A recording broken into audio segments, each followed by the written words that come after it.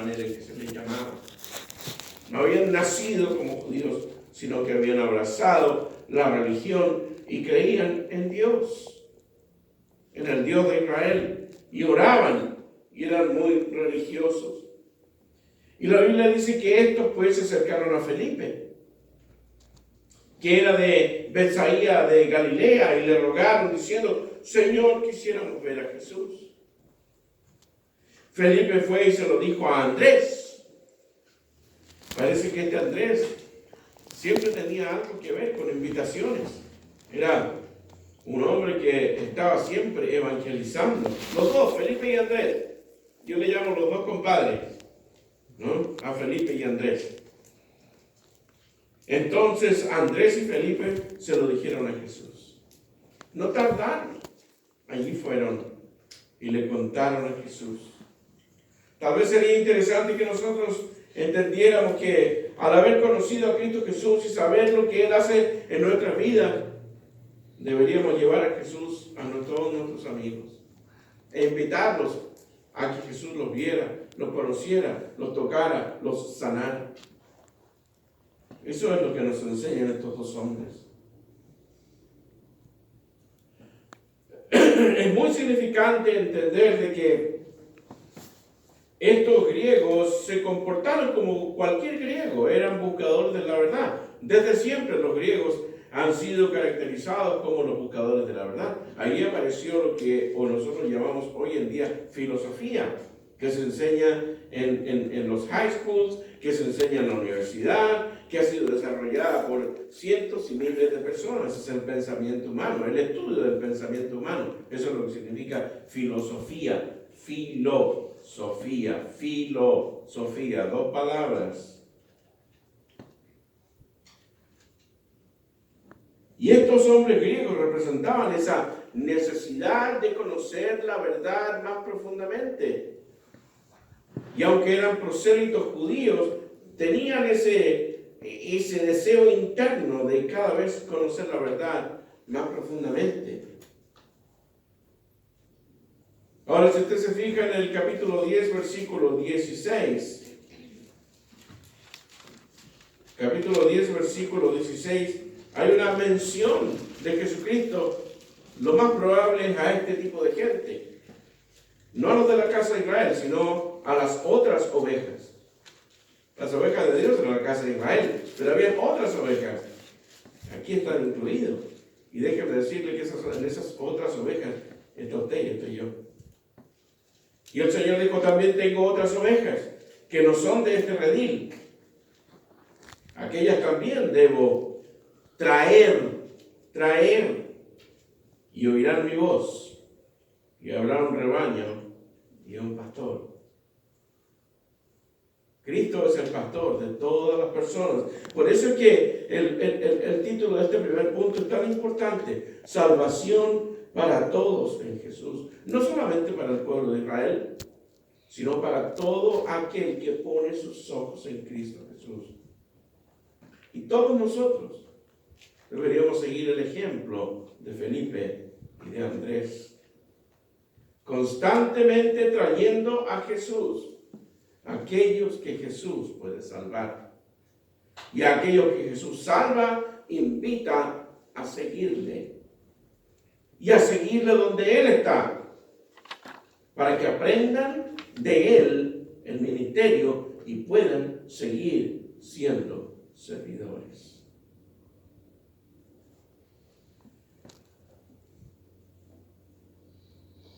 Lo cierto es, antes de pasar al segundo punto, lo cierto es que simbólicamente también este acto abre el Evangelio a todo el mundo.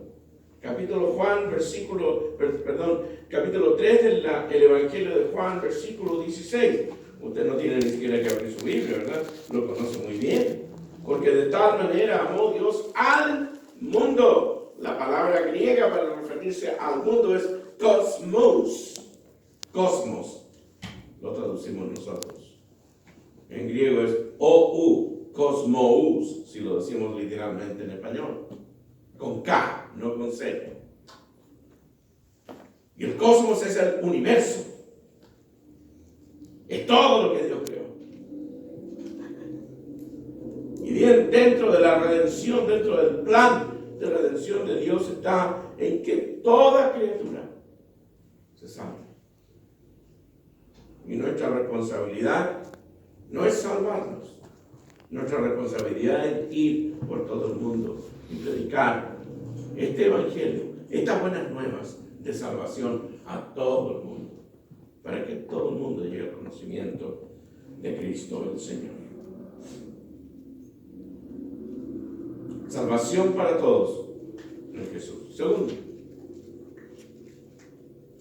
seguir a Jesús es servir. Ya lo mencioné. Permítame desarrollarlo un poquitito más. Volviendo otra vez a nuestro Juan capítulo 12, versículo 26, lo que está al medio, entre medio de las comas, dice: donde yo estuviere, allí también estará mi servidor. Donde yo estuviere, allí también estará mi servidor. Bueno, si yo puedo desarrollar esto en 3 cortos puntitos. El primero nos lleva a tener como conclusión que a lo que Él llamó le siguieron.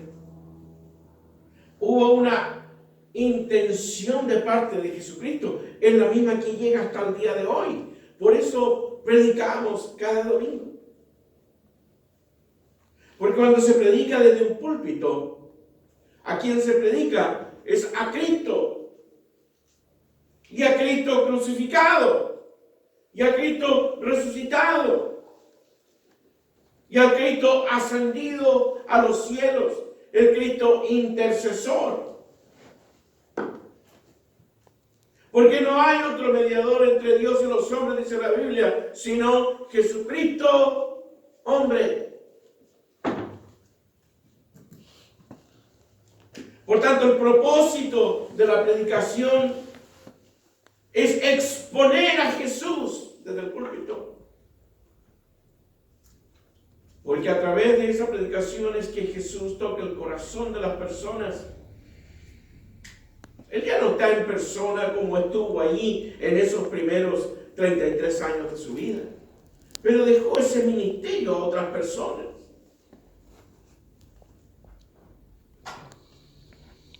Y es a ese ministerio al que Cristo ha llamado a muchos otros. Ahora, déjeme decirle una cosa. Jesucristo llamó y muchos le siguieron. Pero hay 3 clases de seguidores.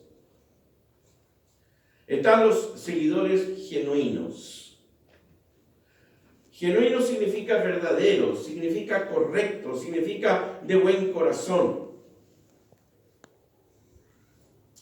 Andrés y Pedro no tenían la menor idea a qué los llamaba, simplemente obedecieron. Pero en su genuinidad quisieron estar y aprender de Él y repetir lo que Él hacía. Aún todavía por ahí se equivocaron entre medio.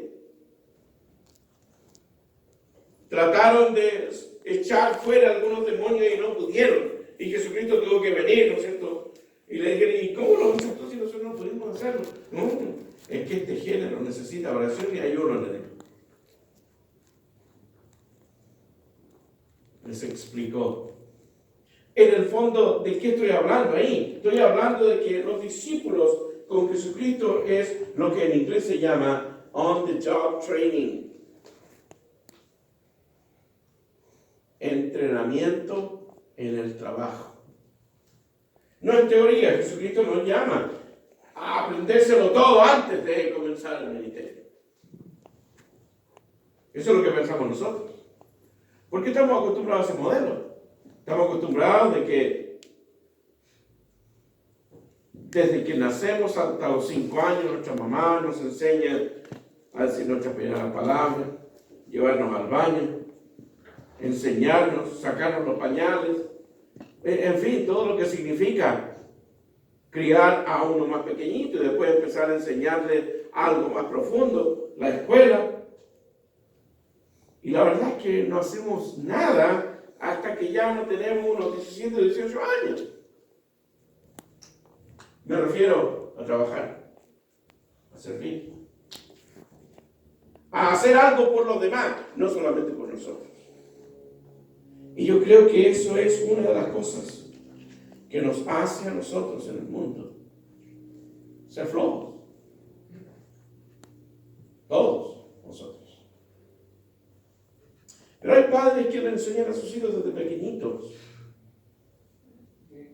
a ganarse algo, a aprender a trabajar. Usted me va a hacer la cama todos los días. Y si usted no hace la cama, usted no va a tener privilegios. Yo no sé cuántos de ustedes recibieron ese trato. Yo no lo recibí. Mi mamá hacía mi cama flojo. No lo recibí. No sé cuántos de ustedes hacían su cama, al menos donde duermen. O lo que sí hacía, venga, péleme las papas.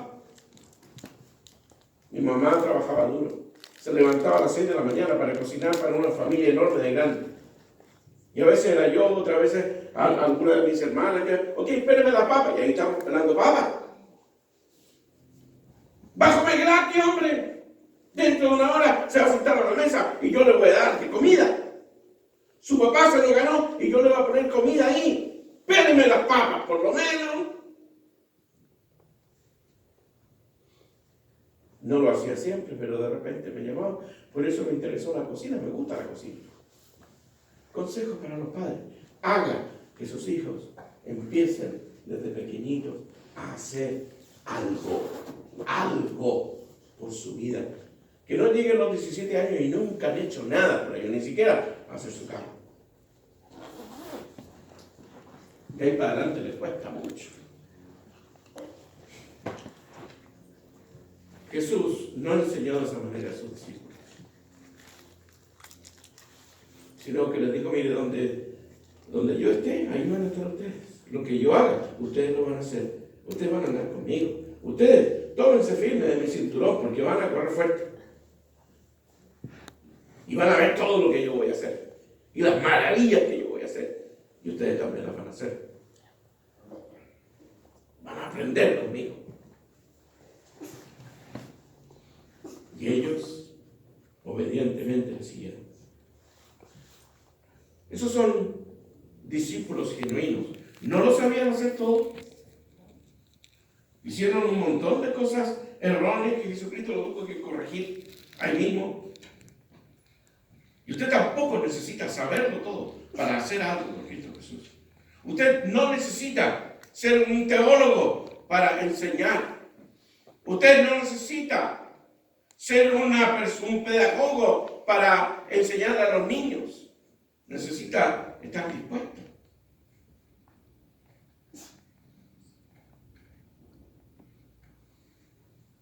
Y así como hay gente genuina que responde a este llamado de Jesús, hay otros que lo hacen por conveniencia. ¿Tan malo no es? Mejor sería que lo hicieran con honestidad.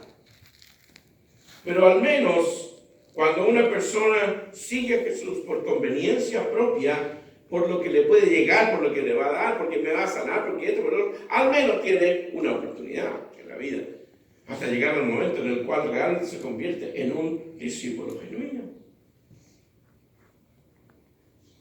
Usted sabe que muchos padres jóvenes vuelven a las iglesias porque en las iglesias se le enseña a los niños, es conveniencia.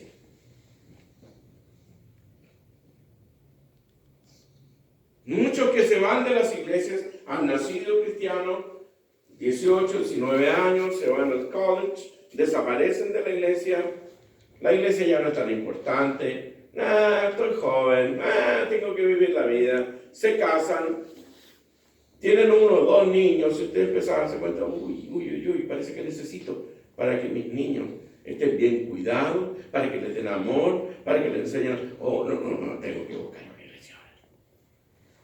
¿La está buscando por sí mismo? No. Es conveniencia. Quiero mi familia en un lugar en el cual se le trate bien, en un lugar donde se le enseñe, donde se le ame. Conveniencia, no está tan mal. Es mejor seguir a Jesús por conveniencia que no seguirle. Y a la tercera clase son los que le siguen por disidencia. ¿Qué es disidencia? ¿Qué es un disidente? Aquellos que lo siguen para demostrar que no sirve. Disidente. Muchos tenían esa manera. Es más, el Señor Jesucristo, después del Sermón del Monte, Mateo capítulos 5, 6 y 7, les habló de cosas difíciles dentro del ministerio. Y muchos de los discípulos dijeron, esto no es para mí, es muy difícil seguir a Jesús. Y se fueron. Y Jesucristo miró a sus discípulos más cercanos y les dijo, ¿y ustedes quieren irse también? Váyanse. Y Pedro le dijo a Jesús, ¿y a dónde iremos? Solo tú tienes palabra de vida eterna. Pero la multitud se fue, porque era muy difícil seguir a Jesús. Los que siguen a Jesús, mis hermanos, verdaderamente lo hacen en arrepentimiento y fe. Y por eso comenzamos explicando lo que significa arrepentimiento. El arrepentimiento significa alejarse del pecado. Yo no puedo seguir a Jesús y seguir pecando.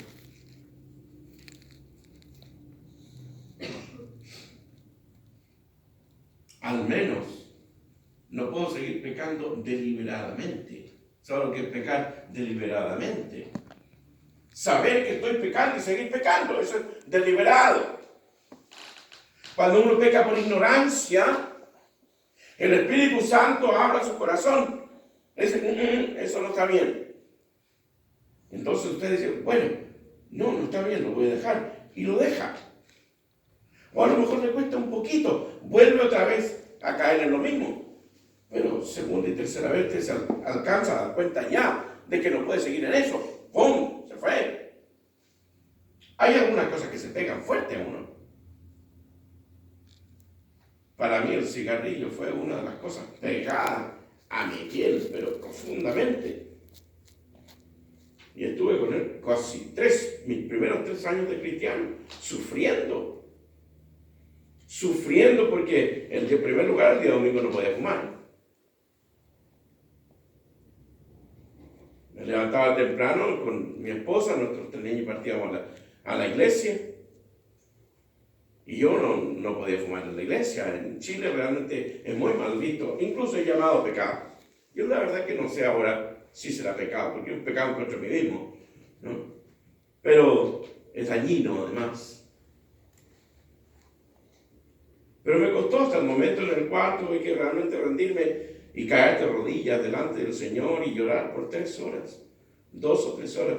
Y el Señor me sanó, el Señor me lo eliminó, el Señor lo sacó de mí. Dejó que yo hiciera algo para que eso ocurriera, pero Él intervino. Arrepentimiento. Eso es arrepentimiento. Yo sabía que lo que hacía era malo antes de dejarlo, pero no lo dejaba. ¿Y por qué? Bueno, estaba adicto. Simplemente estaba adicto. Y no podía reconocer el poder de Dios cuando Dios quiere hacer algo en alguien. Y eso era el pecado. Verdaderamente fumar no era el pecado. El pecado era decir, tú no puedes sacarme. Era un pecado de incredulidad. Tú no eres tan poderoso. El cigarro es más poderoso en mi vida que tú. En fin, usted lidia con lo suyo. Cada uno de nosotros lidia con lo propio. Pero el punto aquí es que los que siguen a Jesús verdaderamente lo hacen en arrepentimiento y en fe, creyendo que Dios va a hacer algo importante para nosotros, algo fuerte en nosotros, y que Él nos va a llevar por donde Él esté, por los caminos de vida eterna. Versículos 23 y 24, Jesús dijo: ha llegado la hora para que el Hijo del Hombre sea glorificado. De cierto os digo que si el grano de trigo no cae en la tierra y muere, queda solo, pero si muere, lleva mucho fruto. Es interesante mencionar que aquí el Señor Jesucristo le está hablando a la gente y les está queriendo decir que ya llega el momento en el cual Él va a la cruz del Calvario.